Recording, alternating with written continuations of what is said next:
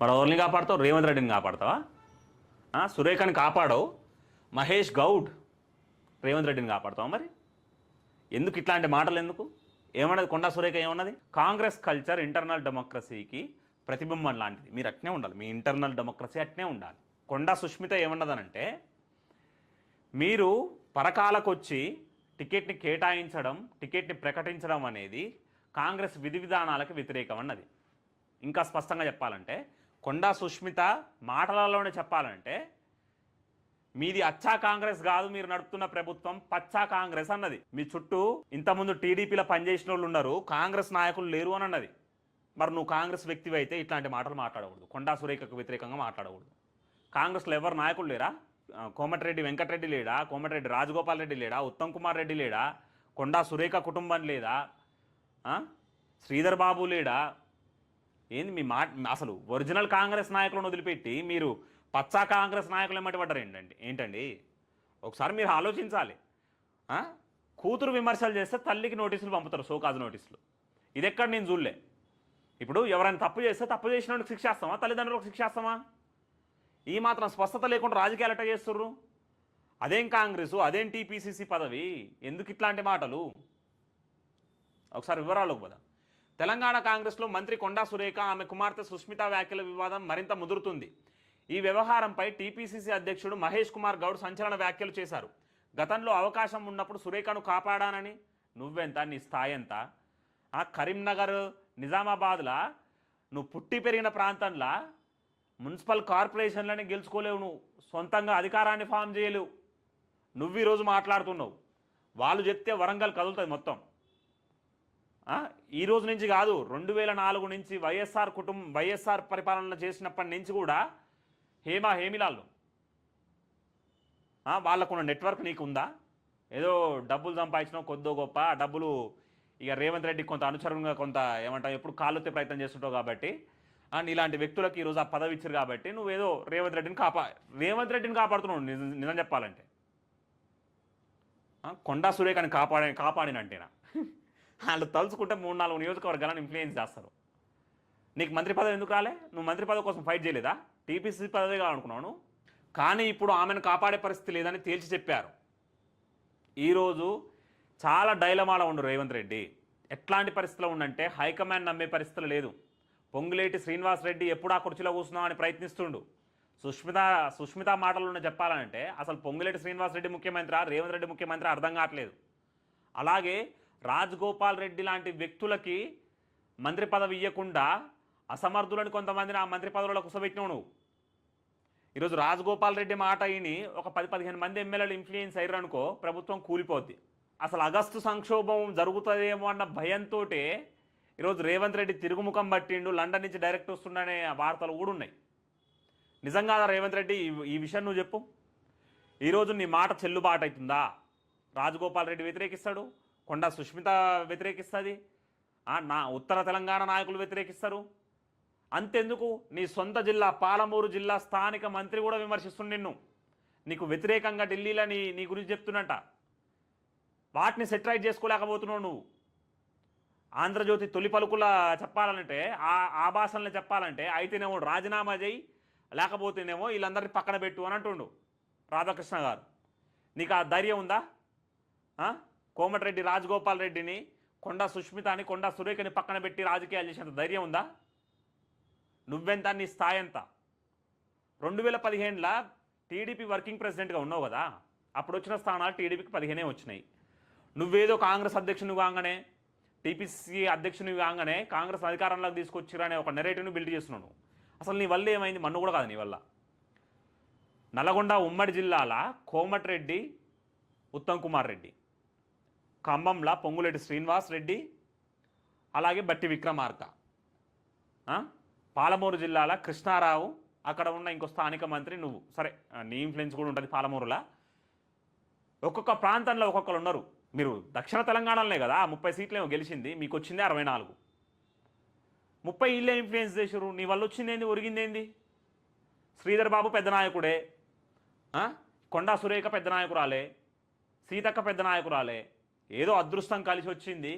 నోరున్నోందే ఊరబ్బా అన్నట్టు ఇష్టం వచ్చినట్టు బూతులు మాట్లాడతావు కాబట్టి ఏదో ఆ బూతులు మాట్లాడైనా నోరు చేసుకునైనా ఊరి మీద పడి మాకు కొన్నేదో మూటలు మోస్తాడని ఢిల్లీకి పర్సంటేజ్లు పంపుతాడని ఆశించి అక్కడ హైకమాండ్ నేను ముఖ్యమంత్రిని చేసింది తప్పితే ఏదో నువ్వే ముఖ చిత్రం కాంగ్రెస్ అనేది ఏం లేదాడ. చాలామంది కింగ్ మేకర్స్ ఉన్నారు కాంగ్రెస్లో. అవకాశం వచ్చినప్పుడు వాళ్ళే కింగ్స్ కూడా అవుతారు. షీల్డ్ కవర్ నుంచి ఒక పేరు వస్తుంది, ఇక్కడ పార్సల్ ఓపెన్ చేస్తే గాంధీ భవన్లో కొత్త పేరు వస్తుంది, ఇంకో కొత్త ముఖ్యమంత్రి ప్రమాణ స్వీకారం చేస్తాడు. నువ్వు కాకపోతే ఇంకోళ్ళు వస్తారు. అల్లా కాంగ్రెస్ కల్చరే అది కదా. నిజామాబాద్తో పాటు పలు చోట్ల మీడియాతో మాట్లాడిన మహేష్ గౌడ్ సుష్మిత వ్యాఖ్యలను తీవ్రంగా పరిగణిస్తున్నామని తెలిపారు. పార్టీ క్రమశిక్షణను ఉల్లంఘించి మాట్లాడిన వారిపై చర్యలు తప్పవని హెచ్చరించారు. ఇప్పటికే మంత్రి కొండా సురేఖకు షోకాజ్ నోటీసులు జారీ చేశామని. ఇది కూతురు విమర్శలు చేస్తాం. మరి ఆమెకు సమాధానం చెప్పు, ఏమన్నది? కొండా సుష్మిత ఏమన్నది? రేవంత్ రెడ్డికి పరకాలల టికెట్ని అలాట్ చేసే ఆ హోదా కాదు రేవంత్ రెడ్డిది అన్నది.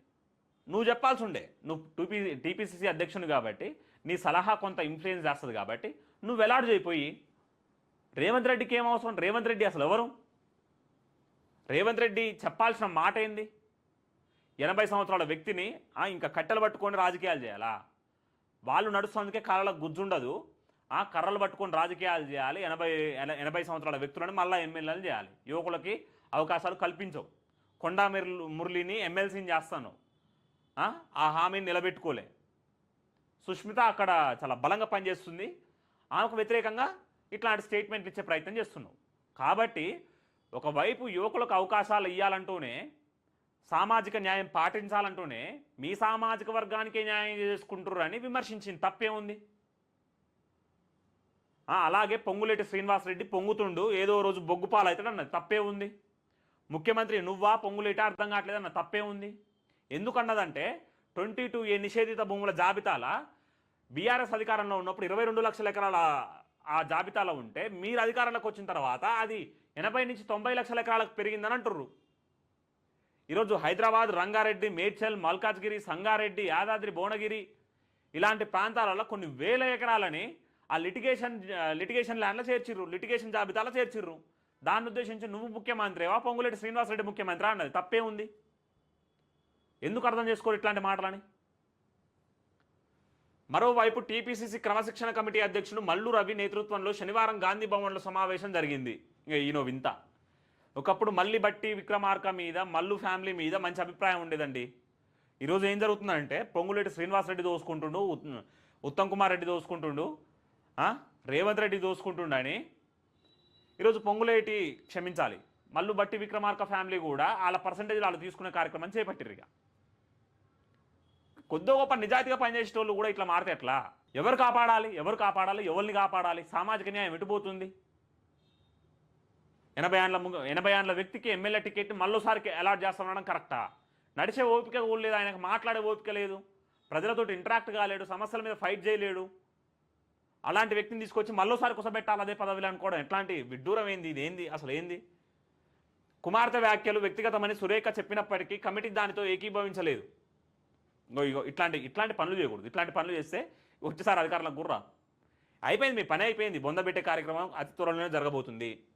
మంత్రిగా ఉన్న సురేఖ ఆ వ్యాఖ్యలను ఖండించకపోవడం తప్పని అభిప్రాయపడింది. అంటే ముఖ్యమంత్రి మీద ఎవరన్నా విమర్శిస్తే వాళ్ళ ప్రతి ఒక్కరిని విమర్శించాలి. మంత్రులు అనేటోళ్ళు మంత్రులు ఉన్నది అందుకు కాదు కదా. ఎగ్జిక్యూటివ్ పవర్స్ ఉంటే ఇంప్లిమెంటేషన్ చేయాలి. పథకాలని, పాలసీలని, స్కీమ్స్ని ఇంప్లిమెంటేషన్ చేసేందుకు మంత్రులు ఉన్నది. రేవంత్ రెడ్డి మీద ఎవరో వ్యక్తిగతంగా విమర్శలు చేస్తే వాళ్ళని తిరిగి విమర్శ చేయడానికి కాదు మంత్రులు ఉన్నది. అది వాళ్ళ వ్యక్తిగత విషయాలవి. అయితే తుది నిర్ణయం తీసుకోకుండా మరిన్ని సమావేశాలు నిర్వహించాలని నిర్ణయించింది.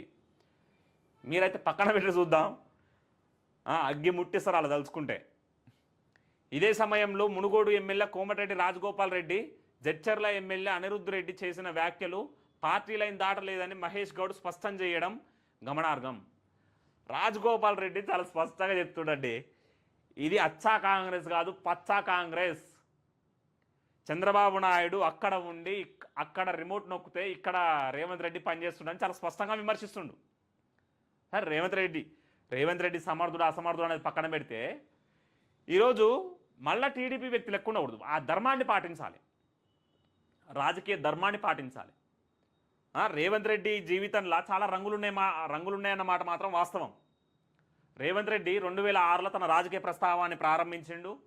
ఫస్ట్ టీఆర్ఎస్లో ఉండు, ఆ తర్వాత ఇండిపెండెంట్గా పనిచేసిండు, పోటీ చేసిండు, జెడ్పీటీసీగా గెలిచిండు. ఆ జెడ్పీటీసీకి గెలిచింది ఎవరి వల్ల? బీజేపీ మద్దతుతోటి, కల్వకూరు స్థానిక నాయకుని మద్దతుతోటి. ఆ తర్వాత టీడీపీలోకి వచ్చిండు, ఎమ్మెల్యే అయిండు, ఎమ్మెల్సీ అయిండు. ఆ తర్వాత మళ్ళా కాంగ్రెస్లోకి వచ్చిండు, ఒకసారి ఎంపీ అయిండు, ఒకసారి ఎమ్మెల్యే అయిండు, ఇప్పుడు ముఖ్యమంత్రి అయిండు. రేవంత్ రెడ్డి జీవితంలో ఉన్న రాజకీయ రంగులు ఇంకే నాయకుని జీవితంలో ఉండవు.